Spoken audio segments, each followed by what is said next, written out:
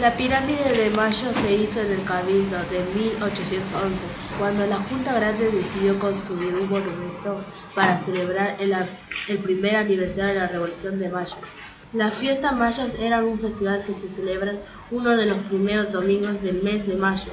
Este día y por las mañanas, las casas del barrio se adornaban, llamaban a las vecinas jóvenes que van con mantas de seda y de flores. Las mujeres tienen el objetivo de ser elegidas la reina de Maya. Se colocaban en altares, capillas floridos, vestidos con los mejores trajes y rodeados de ofrendas. En 1856 a la pirámide se las transformó construyendo una nueva pirámide sobre los cimientos de la anterior. En 1912, después de tantas modificaciones, se trasladó del sitio actual al este de donde se encontraban originalmente. La Plaza de Mayo estaba en ese entonces dividida por la Recoba, formando dos plazas. La que estaba frente a la actual Casa Rosada se llamaba Plazoleta del Fuerte y la que estaba frente al Cabildo de Buenos Aires se llamaba Plaza Victoria, cuyo centro fue elegido para levantar la pirámide. Una de las placas que hay en la pirámide es sobre Jorge Julio López, elaborado por las baldosas de la fábrica Sanón. En la primera desaparición de Jorge Julio López fue detenido ilegalmente y llevado a distintos centros clandestinos. Durante la última dictadura cívico-militar fue secuestrado el 27 de octubre de 1976 hasta el 25 de junio de 1979. Su segunda desaparición llegó luego de 30 años de finalizado el último golpe de Estado. Jorge Julio López era querellante de la causa contra sus captores militares y sin duda un testigo clave. Debido a su testimonio, Miguel Echecolas se halla detenido en una cárcel común, condenado a cárcel perpetua. Luego de la condena de Miguel Echecolas, fue desaparecido sin dejar rastro el día 18 de septiembre de 2006. Hasta ahora sigue desaparecido. Otra placa es sobre Azucena Villaflor. El 30 de noviembre de 1976, 8 meses después, comenzó la dictadura militar, que se autodenominó Proceso de Organización Nacional, no de los hijos de Azucena.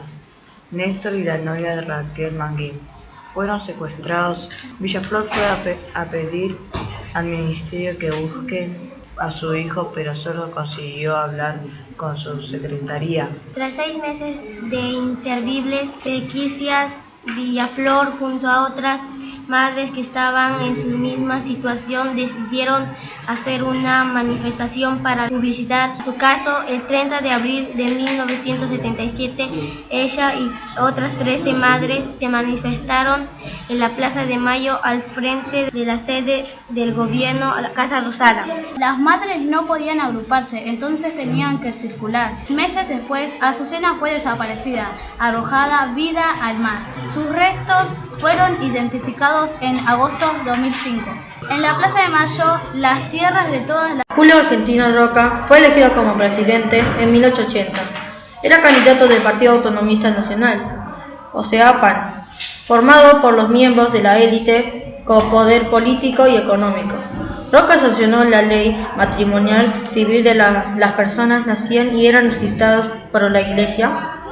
En 1884 se sancionó la ley 1420 de educación común para la educación primaria obligatoria. Entre las provincias se restablecía la política. Los integrantes del PAN, que gobernaron hasta 1916, tenían una idea elitista. Creían que los más capaces debían estar a cargo del gobierno.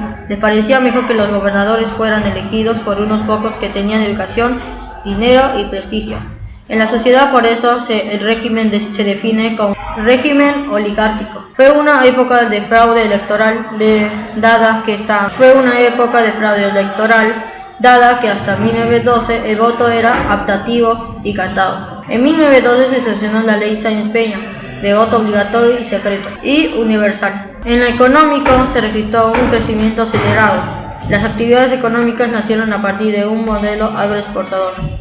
que persistió de la época de la colonia hasta las primeras décadas del siglo XX. Luego dio lugar a producciones manufacturadas que dejaron de venir de Europa al llegar a la creación de las industrias que marcarían el rumbo del país. Una de las ramas económicas de la Argentina es la agricultura. No solo satisface la demanda interna, sus productos constituyen la cuarta parte del valor total que se venden al exterior.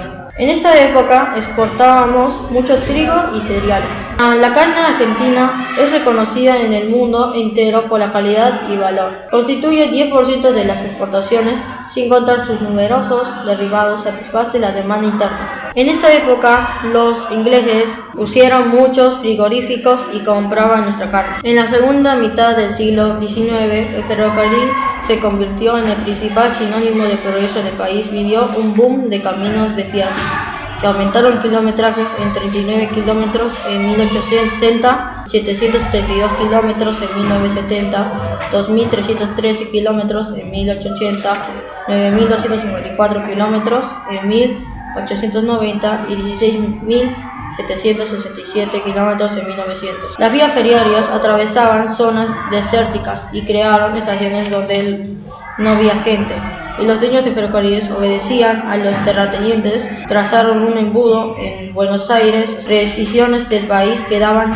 al margen. Por otra parte, en ella Argentina impuso la industria del acebo británico y desarrolló las industrias. La llegada de los inmigrantes europeos fueron aumentando a partir de 1860 en la presidencia de Nicolás Avellaneda. Pusieron oficinas en las ciudades para informar a los migrantes las ventajas que ofrecía la Argentina. Se reglamentó la colonización de tierra para que pudieran establecerse en el campo y contribuir con la producción agrícola. Además, se creó el hotel de los inmigrantes, donde debía alojarse al menos 3 días hasta encontrar vivienda y trabajo.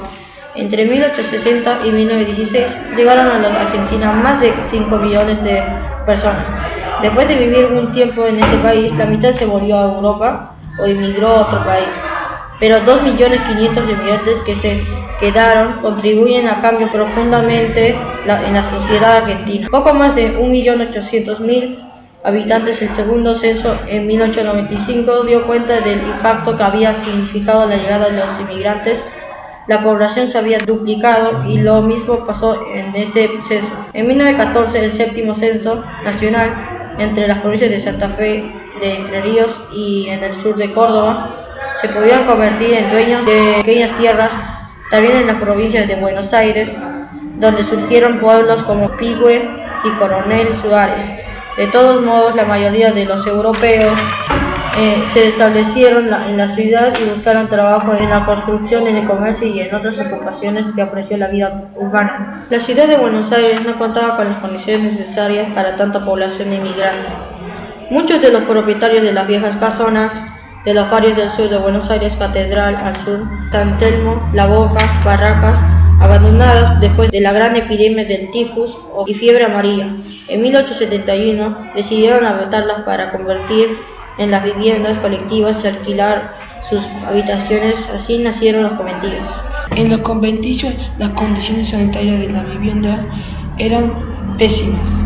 Las familias enfermas se amontonaron en las piezas muy pequeñas y las normas de higiene no se cumplían, mientras los habitantes tenían que compartir un baño.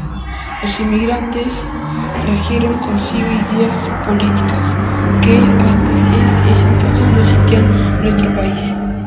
Los anarquistas eran un grupo adheridos a las ideas anarquistas. La mayoría trabajaba en talleres pequeños, panaderías, santerías, ebanisterías. Rechazaban las formas del sistema político y la existencia del Estado. No había la facilidad de negociar con el patrón y con el gobierno. Sus medios para lograr el cambio eran las huelgas y el uso de la violencia. Los socialistas entendían que era posible el cambio mediante la participación política.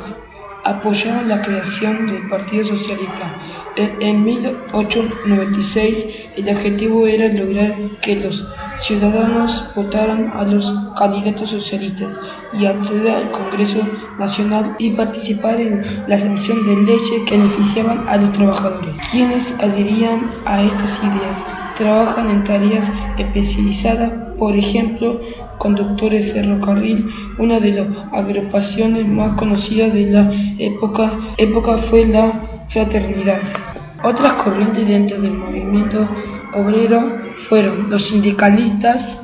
No creían que el camino para conseguir mejoras en las condiciones de vida de los trabajadores fueron las participaciones políticas en el sistema formal, es decir, a través del voto. La forma era presionar a los empleadores y los gobernantes para sancionar nuevas leyes que beneficiaban a los trabajadores con movilizaciones y huelgas y negociar con los patrones.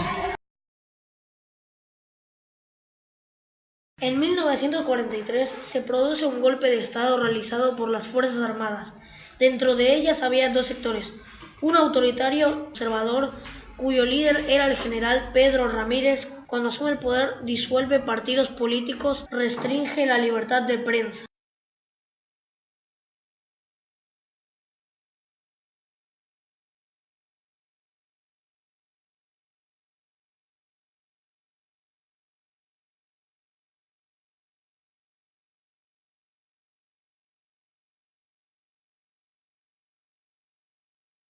El GO, Grupo de Oficiales Unidos, apoyaba el desarrollo industrial y la integración social y política de los trabajadores. Uno de sus líderes era Juan Domingo Perón. El ministro de Guerra, Juan Domingo Perón, fue designado al frente de la Secretaría de Trabajo y Previsión en el año 1943 e inició un vínculo con los sectores obreros y organizaciones sindicales. La CGT o Confederación General de Trabajo de la República de Argentina negociaron frente a los dueños de las empresas por el poder y el aumento del número de afiliados. También promulgó leyes para mejorar las condiciones de trabajo y de vida de la población e impulsó el Estatuto del Peón y aguinaldo, indemnización de despidos, instituyó las vacaciones y la cobertura por accidentes. Ramírez fue reemplazado por Farrell a comienzos de 1940.